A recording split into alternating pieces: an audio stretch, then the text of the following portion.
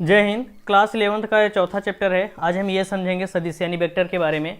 तो हम आपको पहले ये बता देते हैं कि जो हमारा फिजिकल क्वांटिटी क्या होता है। फिजिकल क्वांटिटीज यानी इसको हम कहते हैं भौतिक राशियाँ।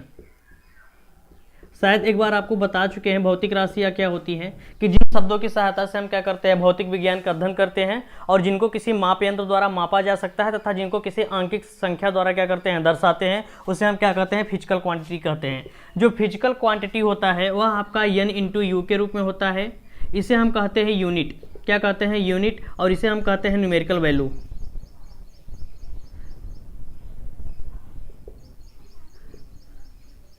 न्यूमेरिकल वैल्यू यानी इसको हम आंकिक मान कहते हैं। ये होता है आंकिक मान। और यूनिट का मतलब क्या होता है? मात्रक। अगर एक भौतिक राशि यानी कंप्लीट भौतिक राशि की बात करें तो उसमें उसका क्या मात्रक भी होना चाहिए और उसका क्या होना चाहिए? आंकिक मान होना चाहिए। जैसे हम आपसे ये कह दें कि दो, तो क्या यह दो अपने आप में एक कंप्लीट भौतिक राशि है? नहीं है। क्यों? क्योंकि इसमें केवल क्या है? आंकिक मान बस है। अगर हम इसमें मीटर लगा देते हैं तो ये हमारा क्या हो जाएगा? ये एक मात्रक दिखा रहा है किसका? दूरी का। तो ये हमारा क्या बन जाएगा? एक कंप्लीट फिजिकल क्वांटिटी बन जाएगा, यानी कंप्लीट भौतिक राशि बन जाएगा। तो भौतिक राशि को दर्शाने के लिए आपको पता होना चाहिए क्या? दो तरीका होता है। भौतिक राशि को दर्शाने के लिए उसमें दो चीज़ें आनी चाहिए। एक तो होता है आंकिक मान, दूसरा क्या होना चाहिए? उसका मात्रक। अगर इसमें से कोई एक भी गायब है तो वह पूर्ण रूप से भौतिक राशि नहीं होगी। जैसे हम यहाँ पे सिर्फ लिख देते हैं कि मीटर। मीटर का मतलब क्या है यार? कितना मीटर? कुछ दिया ही नहीं है। मान लेते हैं केजी। कितना केजी? तो उसको दर्शाने के लिए, पूर्ण रूप से दिखाने के लिए क्या करना पड़ेगा? उसमें आंकिक मान और उसके साथ साथ क्या करना पड़ेगा? उचित प्रकार से मात्रक दिखाना पड़ेगा। उचित प्रकार से मतलब क्या है कि जैसा जरूरत पड़ेगा। द्रव्यमान मापना है तो उसका मात्रक, अब दूरी मापना है तो उसका मात्रक, वेग मापना है तो उसका मात्रक। तो एक पूर्ण रूप से भौतिक राशि को दिखाने के लिए हमें एक आंकिक मान और क्या होना चाहिए? उसमें उसका मात्रक भी होना चाहिए। अच्छा, एक बात हम और आपसे कहें कि मान लेते हैं किसी लड़के से ये कहा गया कि जो स्टेशन है वह आपके घर से 2 किलोमीटर दूर है।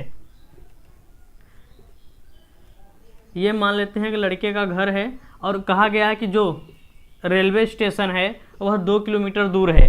अब ये लड़का निकला 2 किलोमीटर, कभी यहाँ जा रहा है, 2 किलोमीटर कभी इधर जा रहा है, 2 किलोमीटर कभी इधर जा रहा है, 2 किलोमीटर इधर जा रहा है, 2 किलोमीटर इधर जा रहा है। इससे एक कंप्लीट जानकारी क्या पता चल पा रही है 2 किलोमीटर से? अगर हम ये बात करें कि क्या जो इसको जानकारी बताई गई है वह पूर्ण रूप से कंप्लीट है, तो 2 किलोमीटर अपने आप में ये कंप्लीट नहीं है। क्यों? क्योंकि अगर इसको हम दिशा बता दिए होते कि 2 किलोमीटर पूरब साइड में जाना है या फिर 2 किलोमीटर दक्षिण साइड में जाना है, तो तुरंत क्या करता? उसको पता चल जाता। तो कहने का मतलब क्या है कि कुछ भौतिक राशियाँ ऐसी होती हैं जिनको उसमें क्या होना चाहिए? आंकिक मान होना चाहिए, उसका मात्रक भी होना चाहिए, साथ ही साथ उसमें डायरेक्शन की भी जरूरत पड़ जाती है। जब डायरेक्शन की जरूरत पड़ती है तो उसे हम क्या कहते हैं? सदिश राशियाँ कहते हैं। अब सोचो यार, अगर इसके पास मतलब इसको हम दिशा बताओगे न करे, क्या करेगा? ऐसे भ्रमण करते हुए एक ठो वृत्त पूरा बना देगा। 2 किलोमीटर यहाँ, फिर यहाँ, फिर यहाँ, फिर यहाँ, यहाँ, यहाँ, यहाँ, का पता यहाँ है, लास्ट में यहाँ पहुँचे।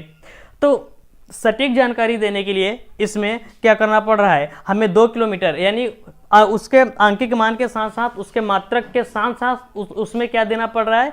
डायरेक्शन देना पड़ रहा है। डायरेक्शन।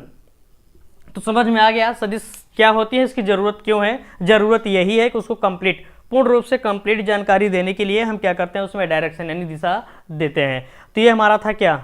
सदिश। अब इसके बारे में अच्छे समझते हैं। ये थोड़ा समझ लेते हैं सदिश तथा अदिश में अंतर क्या होता है। Different between scalar and vector, दोनों के बीच में क्या होता है? अंतर को समझ लेते हैं। देखिए, यहाँ पे है अदिश राशि, यहाँ पे है सदिश राशि। अदिश राशि क्या होती है यार?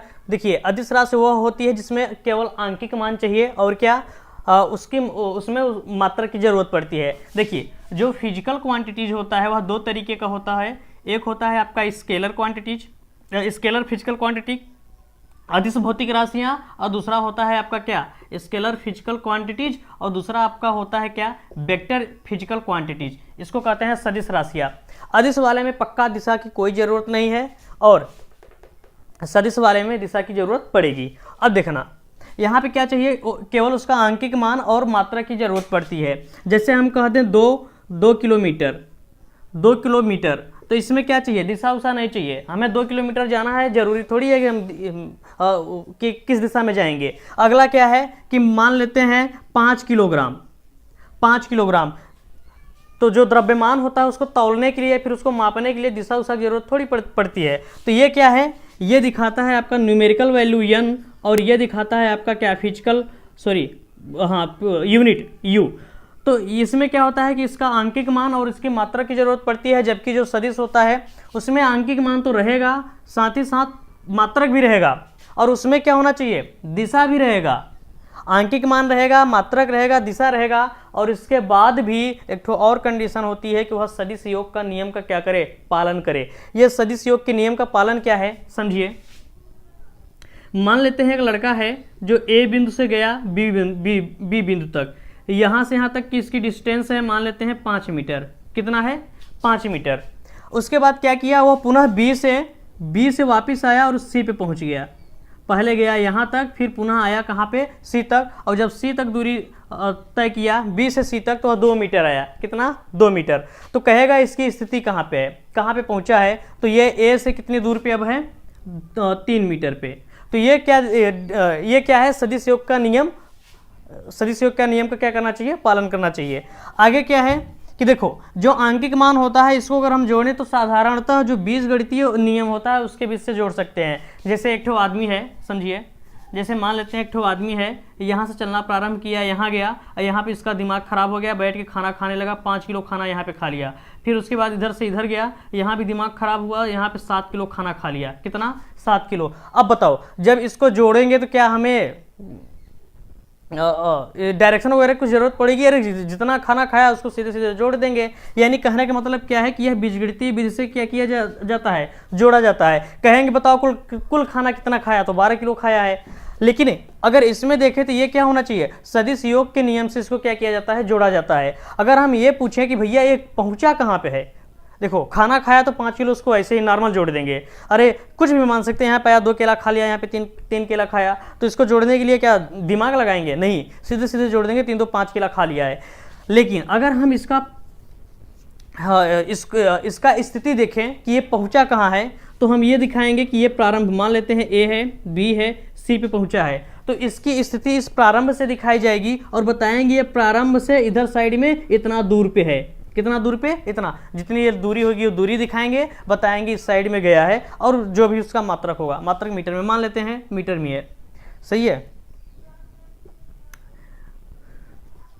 मान लेते हैं कि 5 मीटर गया है, तो दिखाएंगे कि ये भैया कितना दूर पे है, 5 मीटर की दूरी पर है। आगे क्या है, जैसे इसका जो एग्जाम्पल होता है वो होता है मास होता है, डिस्टेंस होता है, स्पीड होता है, ये सब क्या होते हैं, ये सब आपके अदिश राशि होती हैं, इसमें दिशा की कोई ज़रूरत नहीं पड़ती। उसके बाद क्या है, अगर हम सदिश राशि की बात करें तो क्या है, डिस्प्लेसमेंट है, वेलोसिटी है, फोर्स है, ये सब क्या होते हैं, एक्सीलरेशन है, ये सब क्या होते हैं, ये सब आपके सदिश राशियाँ होती हैं, और इनको दिखाने के लिए दिशा भी चाहिए, और इनका योग करने के लिए यह सदिश योग का नियम क्या करना चाहिए, वो पालन करना चाहिए। फिलहाल अब इसके आगे हम चलते हैं।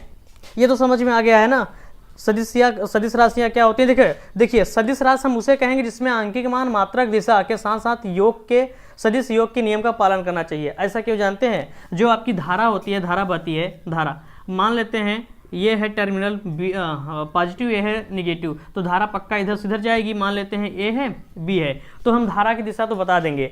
धारा का मात्रक क्या होता है यार, मान लेते हैं 5, उसके बाद कहते हैं एम्पियर। कह रहे हैं कि इस तार में 5 एम्पियर की धारा बह रही है। एक ठो और है, और ये मान लेते हैं जा रहा है इधर से सी से बी की साइड जा रहा है, इसमें मान लेते हैं 7 एम्पियर की धारा जा रही है। कितनी, 7 एम्पियर की धारा। देखिए जो धारा होती है उसमें दिशा तो है, क्या होना चाहिए, सदिश राशि के लिए दिशा होना चाहिए, दिशा भी है, ए से बी की ओर, इधर सी से बी की ओर। मात्रक होना चाहिए, मात्रक भी है, एम्पियर। आंकिक मान होना चाहिए, आंकिक मान भी है, 7 5। लेकिन ये क्या करता है, यह अदिश योग का नियम क्या करता है, पालन कर भी नहीं करता। जब यहाँ पे ये दोनों मिलेगा ना, तो इसको सीधे सीधे बोलेंगे ये 12 एम्पियर हो गया। कितना, 12 एम्पियर। यानी इसको हम बीजगणितीय मेथड से क्या करते हैं, जोड़ देते हैं। तो बात समझ में आ गया ना कि जो धारा होती है क्या होती है, वह सदिश के योग का नियम का पालन नहीं करती, इसलिए यह सदिश राशि नहीं होती। आपका विकृत हो गया, वह भी सदिश राशि नहीं होती। तो ये समझ में आ गया ना कि ये अदिश राशियाँ क्या होती हैं, सदिश राशियाँ क्या होती हैं। इसका एग्जाम्पल था, इसको समझाएं। चलिए अब हम आगे समझते हैं। देखिए नोट में एक बात लिखे हैं कि सभी सदिश राशियों के पास दिशा होना अनिवार्य है। ये तो जाहिर सी बात है, जो सदिश राशि होगा उसमें दिशा होगा। लेकिन अगर कोई भौतिक राशि है जिसके पास दिशा है, हम उसको ये नहीं कर सकते कि ये क्या है, वह सदिश राशि होगी, ऐसा जरूरी नहीं है। अभी आपको एग्जाम्पल से समझाए हैं। जो धारा होती है, क्या धारा जो होती है उसके पास क्या होती है, धारा एक भौतिक राशि है, और जो धारा होती है उसके पास दिशा भी होती है। ए से बी की साइड जा रहा है और इधर क्या जा रहा है, सी से बी की साइड जा रहा है। इसमें क्या होती है, दिशा भी होती है, लेकिन क्या होता है, यह सदिश राशि नहीं होता। इसका मतलब यही लिखा है कि सभी सदिश राशि के पास दिशा होगा, ये तो पक्का है, परंतु किसी भौतिक राशि के पास दिशा है वह सदिश हो ऐसा जरूरी नहीं है। एग्जाम्पल में इसको हम समझा दिए। यहाँ से ये निकलेगा तो मान लेते हैं 14 एम्पियर का धारा पूरा निकल के भाग जाएगा। अब देखिए आगे है क्या, रिप्रेजेंटेशन ऑफ वेक्टर का निरूपण। हम वेक्टर को दिखाएंगे कैसे, वेक्टर को दिखाया कैसे जाता है इसको समझते हैं। तो देखिए पहली बात ये कि वेक्टर को एक तीर से दिखाते हैं। किससे, एक तीर से प्रदर्शित किया जाता है, तीर से दिखाते हैं। जैसे बल क्या है, बल सदिश राशि है ना, मान लेते हैं जो फोर्स है, फोर्स एक सदिश राशि है। अच्छा एक बात और जान लीजिए, हम यहाँ पे डायरेक्शन, चूंकि सदिश राशि है, सदिश राशि में क्या करेंगे, दिशा दिखाएंगे। तो दिशा दिखाने के लिए हम इसको ईस्ट, इसको वेस्ट, इसको नॉर्थ, इसको साउथ, पूरब पश्चिम, इसको कहते हैं पूर्व, इसको कहते हैं पश्चिम, ये है आपका उत्तर, और इसको कहते हैं दक्षिण। इसका यूज करेंगे। तो हमेशा याद रखिएगा, दाहिने साइड में रहेगा पूर्व, बाएं साइड में क्या रहेगा, पश्चिम रहेगा, ऊपर हमारा नॉर्थ रहेगा, नीचे दक्षिण यानी साउथ रहेगा। अब देखिए जो आपका वेक्टर होता है, क्या सदिश होता है, उसका निरूपण कैसे करते हैं। तो वेक्टर को हम एक तीर की सहायता से दिखाते हैं। जैसे मान लेते हैं ये कि पूरब साइड में एक ठो क्या है, कोई ब्लॉक है या कोई गुटका है, और इस पे एक ठो आदमी क्या कर रहा है, इधर साइड में धक्का लगा रहा है, फोर्स लगा रहा है। तो बल इधर लग रहा है, मान लेते हैं बल इधर लग रहा है, और जो बल है 5 न्यूटन का लग रहा है। कितना, 5 न्यूटन का। 5 न्यूटन का बल किधर साइड में, ईस्ट साइड में लग रहा है, पूरब की दिशा में। तो इसको हम लिखेंगे क्या कि यह बराबर 5 न्यूटन का बल है किधर, ईस्ट साइड में। अब क्या करेंगे यार, इसको एक तीर से दिखाते हैं। जो तीर का हेड होता है वह डायरेक्शन को शो करता है, किसको, डायरेक्शन को। और जो तीर होता है, देखो ये है तीर हमारा। अगर तीर है, तीर में 2 चीज होगा, एक होगा टेल और ये होगा आपका हेड। क्या होगा, हेड। ये जो हेड होता है इस डायरेक्शन को दिखाता है कि किस दिशा में लग रहा है, और ये जो टेल होता है ना, ये प्रारंभिक स्थिति को दिखाता है कि कहां से हम इसको धक्का लगा रहे हैं। और ये जो पूरा लेंथ होता है, क्या, लेंथ, इस लेंथ को हम क्या कहते हैं, लंबाई। ये जो लंबाई होता है ये किसको शो करता है, यह शो करता है किसको, परिमाण को। परिमाण का मतलब क्या होता है, मैग्नीट्यूड को।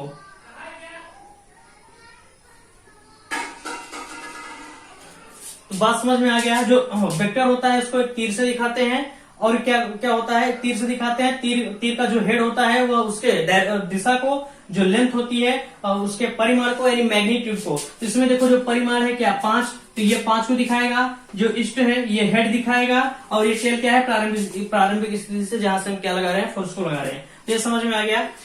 देखिए अब हम क्या करेंगे, मान लेते हैं 5 न्यूटन का बल है, तो हम क्या करेंगे, कॉपी में अगर दिखाएंगे तो मानेंगे, माना 1 सेंटीमीटर का क्या करेंगे, पैमाना खींचेंगे, स्केल लेंगे, 1 सेंटीमीटर को मान लेंगे कि 1 सेंटीमीटर जो है वह 1 न्यूटन के बराबर है। कितने न्यूटन के, 1 न्यूटन के बराबर है। इसको हम क्या दिखाएंगे, तो 5 सेंटीमीटर क्या हो जाएगा, 5 सेंटी बराबर 5 न्यूटन का बल हो जाएगा। अब हम क्या करेंगे, अभी हम बताया ना डायरेक्शन, जो ईस्ट होता है पूरब दिशा हमेशा उधर दिखाते हैं, इधर साइड में। तो क्या करेंगे, 5 सेंटीमीटर का लंबाई खींचेंगे, 5 सेंटीमीटर का ये, और यहाँ पे लिखेंगे ईस्ट। क्या लिखेंगे, ईस्ट, मतलब ईस्ट को दिखा रहा है। और ये रहा हमारा कितना, 5 न्यूटन का फोर्स। कितना, 5 न्यूटन का फोर्स। तो ये 5 न्यूटन का बल ईस्ट की साइड में लग रहा है। ये हो गया क्या, प्रदर्शित करने का तरीका। इससे एक बेहतर तरीका मिलता है। अगर ऐसा कुछ भी नहीं करना है तो बेहतर परिणाम के लिए क्या करते हैं, बेहतर रूप से दिखाने के लिए जो भौतिक राशि सदिश होती है ना, उसी को ऊपर आकर छोटा सा तीर लगा देंगे। जैसे ये क्या है हमारा, ये हमारा क्या है, सदिश राशि है, इसको ऊपर ऐसे लिखेंगे यह, और इसी के ऊपर एक लगा देंगे तीर। क्या लगाएंगे, तीर। उसके बाद लिखेंगे 5 न्यूटन ईस्ट। हो गया, कितना हो गया, 5 न्यूटन ईस्ट। तो ये दिखाने का तरीका है क्या, इसको हम बाण की सहायता से क्या करते हैं, दिखाते हैं, और ये ऐसे करके बताए हैं। या फिर हम ये कर सकते हैं कि जो सदिश राशि हो उसके मुड़वा पे क्या करिए, छोटा सा तीर खींच दीजिए, वही सदिश का निरूपण हो जाएगा। तो वेक्टर को दिखाने का तरीका समझ में आ गया। चलिए अब आगे समझते हैं। देखिए ये क्या है, फोर्स है। जो फोर्स है मतलब एक सदिश है, वेक्टर क्या है, एफ है, और यह दिखा रहा है 5 न्यूटन ईस्ट, डायरेक्शन भी दिखा रहा है। इसका मतलब क्या है कि अगर कोई वेक्टर यानी किसी सदिश राशि का निरूपण कुछ इस तरीके से हुआ है, मान लेते हैं वेक्टर ए है, क्या, वेक्टर ए। तो ये जो वेक्टर है यह कितने चीज को शो कर रहा है, तो यह क्या क्या प्रदर्शित कर रहा है, इसमें जानते हैं मैग्नीट्यूड होगा, यह मैग्नीट्यूड को दिखाएगा, साथ ही साथ इसमें यूनिट होगी, और साथ ही साथ इसमें क्या होगा, डायरेक्शन होगा।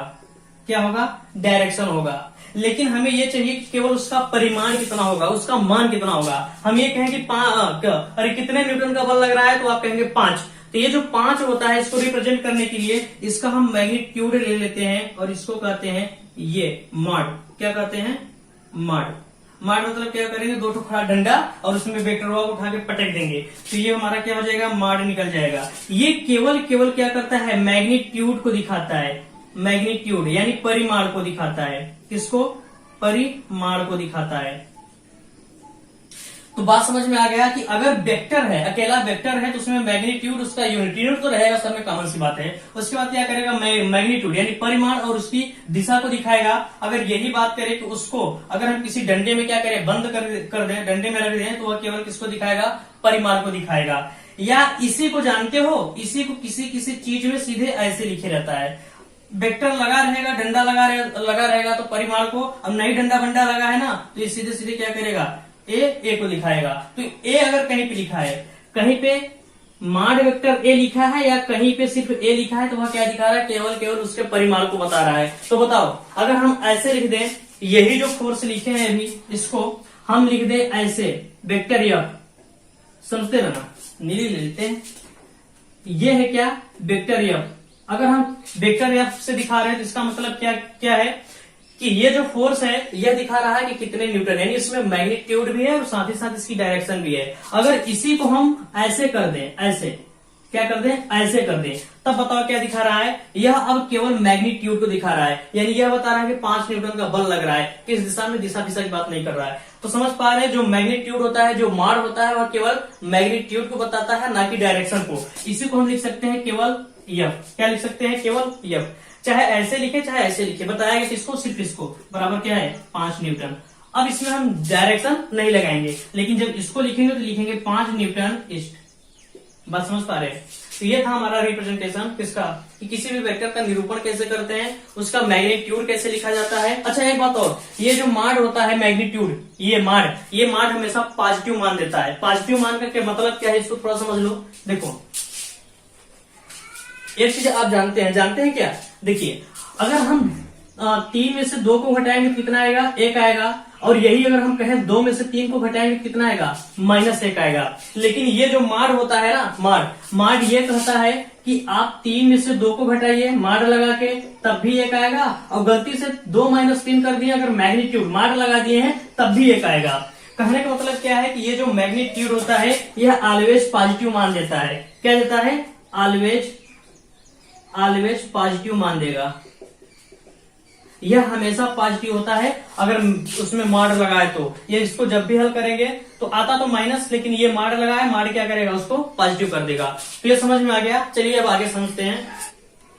देखिए अगर हम इस वेक्टर ए की बात करें, वेक्टर ए को मतलब ए की डायरेक्शन की बात करें, तो इसको हम लिखेंगे क्या, 20 डिग्री। किधर से किधर गया है, पूरब से उत्तर की ओर गया है। किधर, पूरब से उत्तर। देखिए कोण इधर से बनाया ना, इधर से भागा है, इधर से वेक्टर भागा है इधर, कितने पे, 20 डिग्री पे। जिसे कहेंगे 20 डिग्री पूर्व से उत्तर की ओर, उत्तर की ओर। ये समझ में आ गया। अगर ऐसे ही इसका बात करें तो ये जो वेक्टर बी है, वेक्टर बी यानी जो सदिश बी है, कोई राशि है, इसकी अगर दिशा की स्थिति की बात करें या दिशा की बात करें तो क्या लिखेंगे, इसको हम लिखेंगे 60 डिग्री। किधर से किधर गया है, 60 डिग्री। देखिए साउथ से, दक्षिण से पूर्व की ओर गया है, तो लिखेंगे दक्षिण से पूर्व की ओर, दक्षिण से पूर्व। 60 डिग्री के कोण पे दक्षिण से पूर्व की ओर भागा है। तो वैसे ही अगर इसकी बात करें तो इसमें देखिए जो ये जो वेक्टर सी है, इसकी स्थिति देखें, इसका अगर दिशा देखें तो ये देखिए 45 डिग्री पे, कितने पे, 45 डिग्री पे। उसके बाद ये वेस्ट, पश्चिम से उत्तर की ओर भागा है, इसे कहेंगे 45 डिग्री पश्चिम से उत्तर। इसको इंग्लिश में क्या लिख सकते हैं, इंग्लिश में लिखेंगे 60 डिग्री, किधर गया है, ईस्ट। ईस्ट कहां से, आप साउथ, जिधर जाता है कहां से गया है, साउथ से। तो 60 डिग्री ईस्ट ऑफ साउथ। वैसे अगर इसको हम बोले तो 45 degree north of, 45 degree north of कहां से, वेस्ट, यानी पश्चिम से कितना गया है, उत्तर की ओर 45 डिग्री पे वेक्टर भागा है। अगर ऐसे ही इसकी बात करें तो ये इंग्लिश में तो क्या हो जाएगा, 20 डिग्री 20 डिग्री ईस्ट, किधर, नॉर्थ ऑफ ईस्ट, नॉर्थ की ओर भागा है ना, जिधर भागा जाता है पहले उसका नाम रहता है नॉर्थ, इंग्लिश में नॉर्थ ऑफ ईस्ट, यानी नॉर्थ की ओर गया है, कहां से, ईस्ट से, कितने पे, 20 डिग्री पे। अब देखिए इसका अगर मैग्नीट्यूड बस लिखना हो तो आपको पता है इसका मैग्नीट्यूड क्या हो जाएगा, माड ए, या इसी को केवल ए लिख सकते हैं। इसका मैग्नीट्यूड क्या हो गया, वेक्टर बी माड, या फिर इसको हम केवल बी लिख सकते हैं। इसका मैग्नीट्यूड क्या हो गया, वेक्टर सी का माड, या फिर केवल इसको सी से लिख सकते हैं। देखिए ये क्यों बताया है। अच्छा एक बात और, अगर हम ऐसे ही यहाँ पे दे दें, यहाँ पे मान लेते हैं, यहाँ पे दे दिए है इधर से, और ये कोण है क्या, ये कोण मान लेते हैं कितना है, 30 डिग्री है, कितना, 30 डिग्री। तो इसकी अगर स्थिति की बात करें तो क्या कहेंगे आप, ये इधर से देखो, जिधर से कोण दिया जाता है बस उधर से पकड़ेंगे, इधर से इधर दिया है, यानी इसके बीच कोण दिया है, ये इधर से इधर की ओर भागा है। 30 डिग्री किधर भागा है, साउथ की ओर जा रहा है। 30 डिग्री साउथ हाफ कहां से, वेस्ट से। तो 30 डिग्री क्या हो जाएगा, 30 डिग्री साउथ हाफ वेस्ट, या इसको लिख सकते हैं 30 डिग्री दक्षिण से, सॉरी पूर्व की ओर, हाँ इधर पश्चिम से दक्षिण की ओर। बात समझ में आ रही है। इंग्लिश में ऐसे लिखेंगे साउथ ऑफ वेस्ट, और हिंदी में लिखेंगे पश्चिम से दक्षिण की ओर, जहां से जहां वो भागा गया है। तो ये समझ में आ गया। अब चलिए एक क्वेश्चन देते हैं और उस पर क्या करते हैं, क्वेश्चन देते हैं और उसको क्या करना है, इस डायरेक्शन पे निरूपण करना है। आइए देखिए 2 सवाल लिखे हैं। यहाँ पे लिखा गया है कि निम्न सदिश को क्या करिए, प्रदर्शित करिए, ड्रा करिए इसको, किस पे, डायरेक्शन पे। तो कह रहा है कि 10 न्यूटन का कोई बल लग रहा है 45 डिग्री कोण पे, पूर्व से पश्चिम, यानी नॉर्थ ऑफ ईस्ट। हिंदी में लिखेंगे पूर्व से पश्चिम, और इंग्लिश में लिखना होगा नॉर्थ साइड लग रहा है, कहाँ से, ऑफ ईस्ट, यानी पूर्व से। तो इसको अगर हम ड्रा करें तो ड्रा करेंगे कुछ इस तरीके का, ये हो जाएगा क्या, ईस्ट, ये हो जाएगा वेस्ट, ये हो जाएगा नॉर्थ, ये हो जाएगा साउथ। अब देखिए कितने का फोर्स लग रहा है, 10 न्यूटन का। तो यहाँ पे मान लेते हैं कि 1 सेंटीमीटर बराबर 1 न्यूटन, और तो 10 सेंटीमीटर बराबर क्या हो जाएगा, 10 न्यूटन का। तो क्या करेंगे, 45 डिग्री पूरब से पश्चिम की ओर, पूरब से पश्चिम की ओर। तो यहाँ से 45 अंश का कोण लेंगे, और ये चले खींचेंगे कितना, 45 अंश का कोण लेके इसको, एक मिनट, ये है 45 अंश, यानी 45 का कोण लेके, एंगल लेके इसको कितना, 10 सेंटीमीटर का क्या करेंगे, खींच देंगे। ये 10 सेंटीमीटर होना चाहिए क्योंकि माने है, और उसके बाद दिखा देंगे, बन गया। ये कितना है, पूरी लंबाई कितना है, ये 10 न्यूटन को प्रदर्शित कर रहा है। ऐसे ही अगर इसकी बात करें, किसकी, ऐसे ही अगर इसकी बात करें कि 20 मीटर पर सेकेंड से किधर, वेस्ट ऑफ साउथ, यानी दक्षिण से पश्चिम की ओर जा रहा है 20 मीटर पर सेकेंड। तो इसको हम डायरेक्शन में खींचेंगे, तो डायरेक्शन में दिखाएंगे तो किसी इस तरीके का होगा। ये हमारा ईस्ट, वेस्ट, नॉर्थ, साउथ। अब क्या करें यार, 20, देखो अगर अब हम यहाँ पे पैमाना मापते हैं 1 सेंटीमीटर बराबर कितना, 1 मीटर प्रति सेकेंड के, तो हम यहाँ पे करेंगे 20 सेंटीमीटर बराबर क्या हो जाएगा यार, 20 मीटर पर सेकेंड के। तो देखिए ये जो पैमाना है सेंटीमीटर थोड़ा थोड़ा लंबा हो जाएगा, इसको हम mm में मान लेते हैं। किसमें? mm में, कि 1 mm बराबर 1 सेंटीमीटर और 20 mm खींच देंगे। कितना? 20 mm बराबर 20 मीटर प्रति सेकेंड के।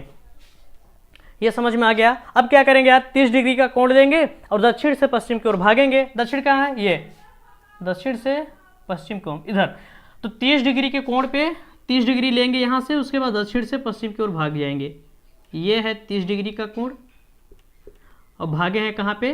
दक्षिण से पश्चिम। इसकी लंबाई कितना लेंगे? 20 mm। देखो अगर सेंटीमीटर बड़ा हो जा रहा है तो mm में मान लेते हैं 20 mm। और ये दिखाएगा कितने फोर्स को? हाँ, कितने को दिखाएगा? ये 20 मीटर पर सेकेंड।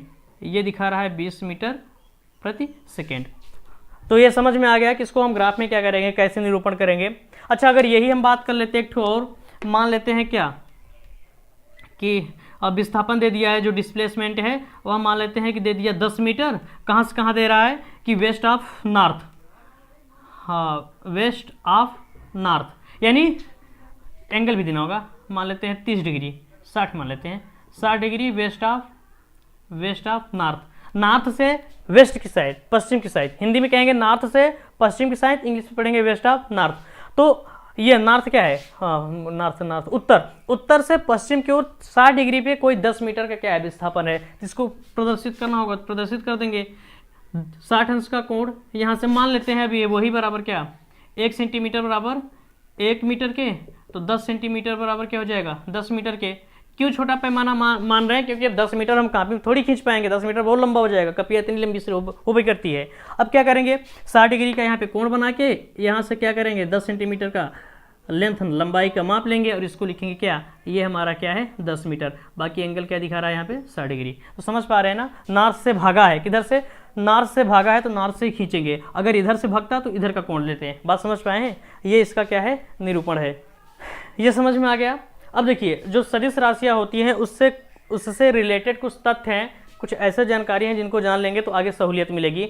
चलिए उसको समझ लेते हैं कि क्या क्या ऐसे तथ्य हैं, सदिश से संबंधित कुछ इम्पोर्टेंट पॉइंट है, उसको समझ लेते हैं। देखिए, सदिशों से संबंधित कुछ इम्पोर्टेंट पॉइंट है, इसको समझ लेते हैं। पहला क्या है कि किसी सदिश को 360 डिग्री घुमा देने से परिवर्तन नहीं होता। देखिए, ये आपका क्या है? कोई वेक्टर है, ये आपका वेक्टर है, अभी किधर है? इस डायरेक्शन में है। इसको पकड़ेंगे, इसे घुमाते जाएंगे, घुमा के 360 डिग्री कर देंगे।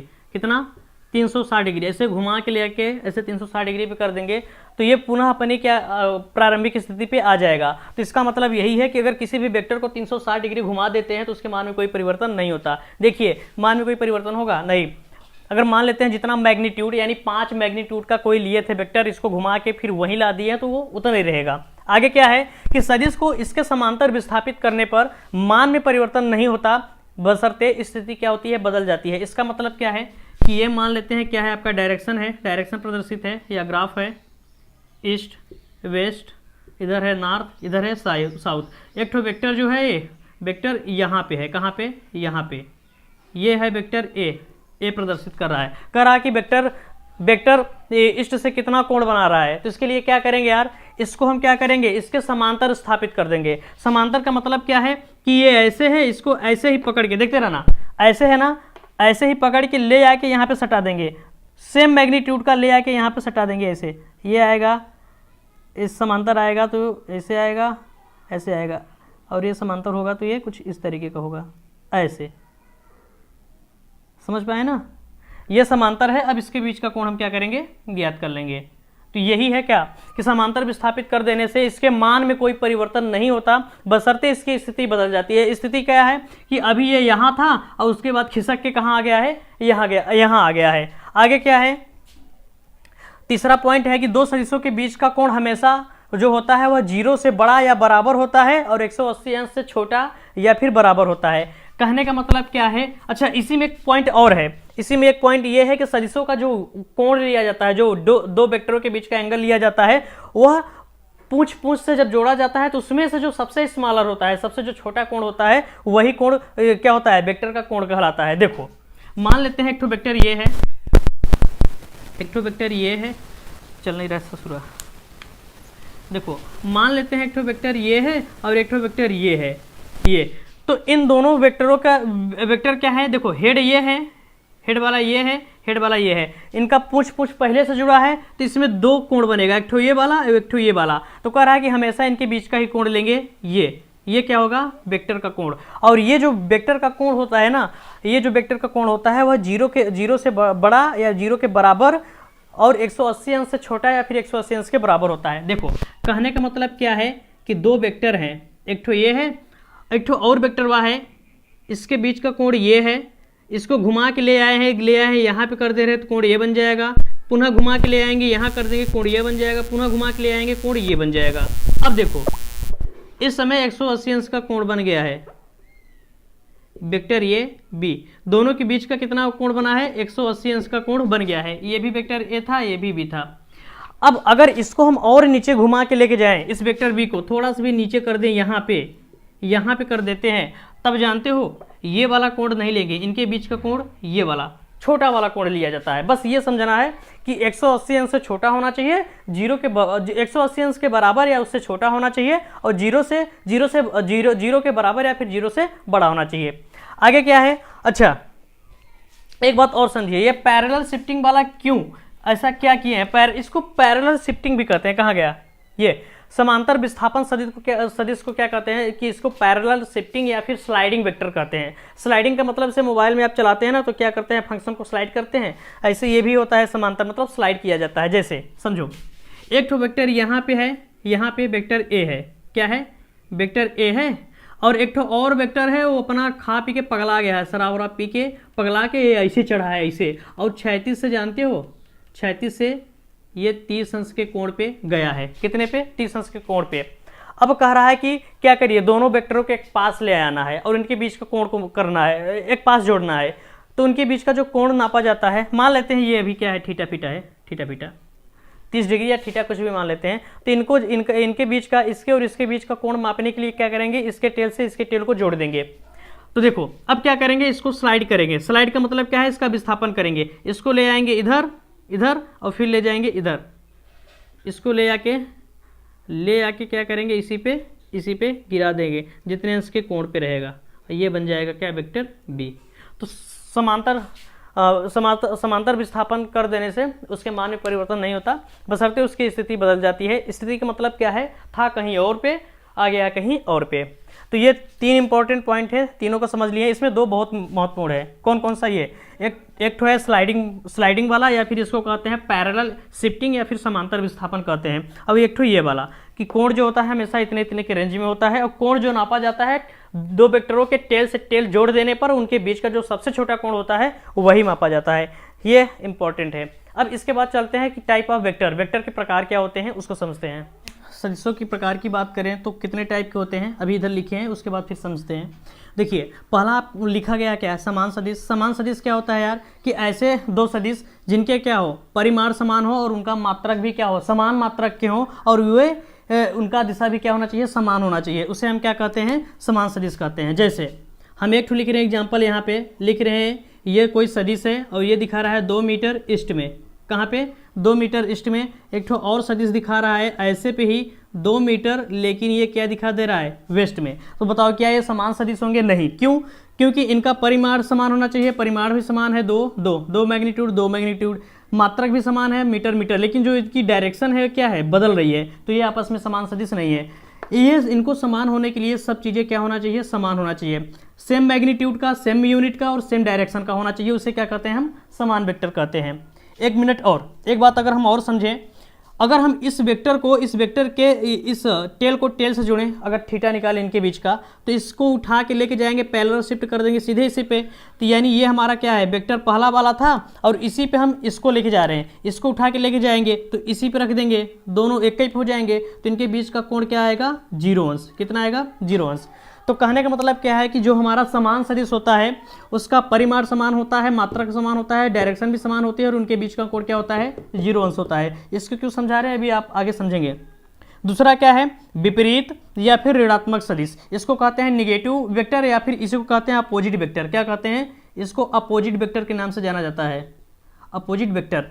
देखिए अपोजिट वेक्टर में क्या क्या होना चाहिए यार, अपोजिट वेक्टर में उसका समान परिमाण, मैग्नीट्यूड समान होना चाहिए, परिमाण समान होना चाहिए, यूनिट यानी मात्रक भी उसका समान होना चाहिए, दिशा उसकी क्या होना चाहिए, विपरीत होना चाहिए। जैसे हम ये लिखें कि देखिए ये क्या है, ये मान लेते हैं क्या है, किस पे बैठे यार ये मान लेते हैं आपका एक वेक्टर ये दिया गया है, मान लेते हैं 2 मीटर का, ये दिया है ईस्ट में। एक तो और वेक्टर दिया है सेम मैग्नीट्यूड सेम यूनिट का, लेकिन वेस्ट में, सॉरी ईस्ट में दे दिया है, ईस्ट में।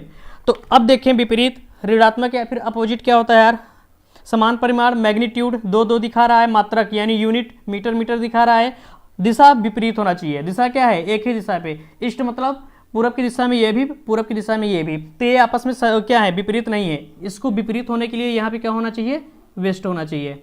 अब समझ में आया कि जस्ट उसका ईस्ट का उल्टा वेस्ट, यानी जो इधर हम देखते हैं ईस्ट का उल्टा, जो ईस्ट इधर होता है इसका उल्टा किधर होगा, वेस्ट इधर साइड। और इनके बीच का कोण देखो, इनके बीच का कोण देखें तो हमेशा कितना मिलेगा, 180 अंश। तो कहने का मतलब क्या है, इनके बीच का कोण कितना आएगा, 180 अंश, थीटा बराबर 180 अंश आएगा।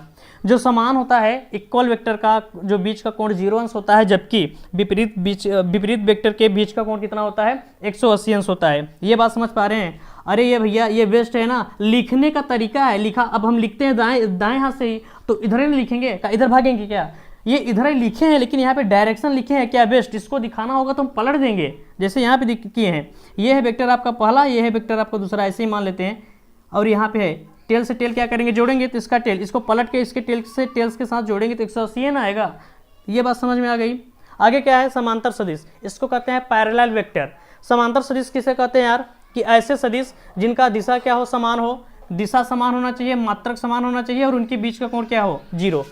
एक मिनट इधर आओ, दिशा भी मात्रक भी समान होना चाहिए, मात्रक भी समान होना चाहिए, दिशा भी समान होना चाहिए, दिशा भी समान हो गया, मात्रक भी समान होना चाहिए, बीच का कोण 0 अंश, बीच का कोण कितना, 0 अंश। बशर्ते पैरेलल और समान सदिश में सिर्फ एक ही बात का अंतर है कि इसका मैग्नीट्यूड बराबर हो ना हो कोई दिक्कत नहीं, लेकिन इसका बराबर होना चाहिए। जैसे एक ठो हम खींच दिए ये, और एक ठो हम खींच दिए ये है 5 मीटर और ये है 3 मीटर। बताओ क्या मैग्नीट्यूड बराबर है, नहीं है। इसका मैग्नीट्यूड यानी परिमाण 3 है, इसका परिमाण क्या है, 5 है। यूनिट समान है, दिशा भी समान है। ये भी मान लेते हैं ईस्ट साइड में गया है, ये भी किधर गया है, ईस्ट साइड में है।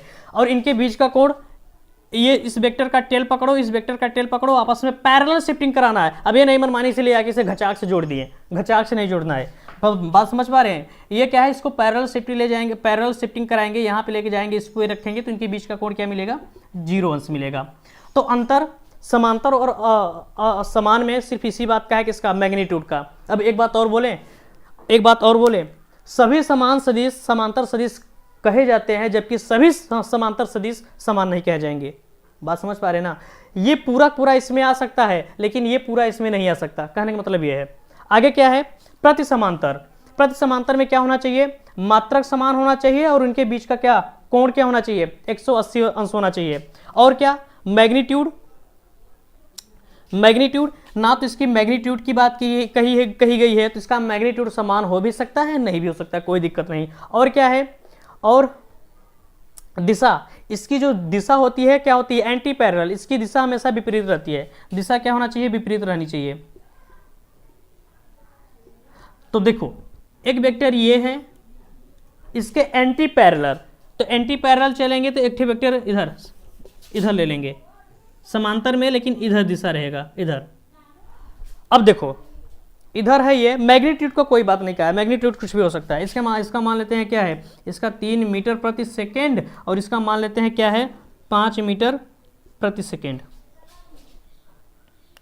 5 मीटर प्रति सेकेंड है। इसकी डायरेक्शन इधर है, इसकी डायरेक्शन इधर है, जस्ट इसके उल्टा है। तो इनके बीच का कोण अगर देखें तो ये इसको ले आएंगे, पैरेलल शिफ्टिंग कराएंगे इधर, फिर टेल से टेल जोड़ना है, इधर कराएंगे। देखो इधर से ले आए, इधर टेल से टेल जोड़ना है ना, तो इधर लेके जाएंगे, यहाँ रख देंगे, यहाँ पे इनके बीच का कोण कितना होगा, 180 अंश। तो ये समझ में आ गया। प्रति समांतर और विपरीत या अपोजिट वेक्टर में सिर्फ एक ही बात का अंतर है, क्या जानते हैं, समान परिमाण होना चाहिए, लेकिन इसमें परिमाण समान नहीं होना चाहिए। इसका दिशा विपरीत, इसमें भी दिशा विपरीत। कोण 180 अंश, कोण 180 अंश, बस किसका है, मैग्नीट्यूड का। यूनिट भी सेम होना चाहिए, सेम यूनिट का है। मैग्नीट्यूड क्या होना चाहिए, मैग्नीट्यूड समान हो भी सकता है, नहीं भी हो सकता है। तो जस्ट इसका ये भी है। आगे इधर देखें, संरेख सदिश। संरेख सदिश क्या होता है यार कि अगर एक ही पथ पे, ये मान लेते हैं कोई पथ है और इसी पथ पे क्या हो, वेक्टर पाए जाते हो और इसी पथ के अनुदिश वेक्टर कोई हो तो उसे हम क्या कहते हैं, संरेख सदिश कहते हैं। जैसे एक ठो वेक्टर यहाँ पे है, दूसरा यहाँ पे नहीं घिंच देना है, दूसरा इसी में हो ऐसे, और उसी की दिशा के अनुदिश हो ऐसे, तो ये मान लेते हैं वेक्टर ये है वेक्टर बी, ये मान लेते हैं वेक्टर सी, ऐसे ही करके। तो ये क्या होता है, जब एक ही पथ पे होते हैं तो उसे हम क्या कहते हैं, संरेख सदिश कहते हैं। अगला क्या है यार, समतलीय सदिश। समतलीय सदिश क्या होते हैं कि वे सदिश जो एक ही तल में हो।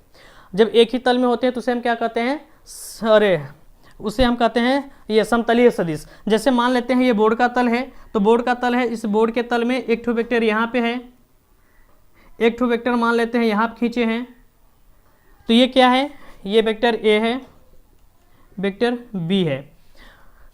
ये अच्छा किताब समझाते हैं। देखिए